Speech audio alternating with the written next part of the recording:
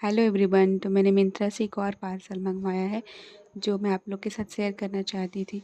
तो थोड़ी मेरी तबीयत ख़राब होने की वजह से मैं कर नहीं पाई, क्योंकि ये होली पे ही मैंने आउटफिट मंगवाया था अपनी सिस्टर के लिए।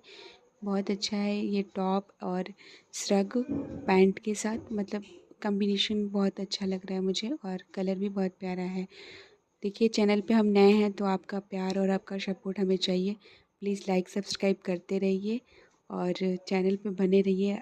हम आपके लिए अच्छे अच्छे वीडियोस और व्लॉग डालते रहेंगे। लिंक मैंने डिस्क्रिप्शन बॉक्स में डाला है।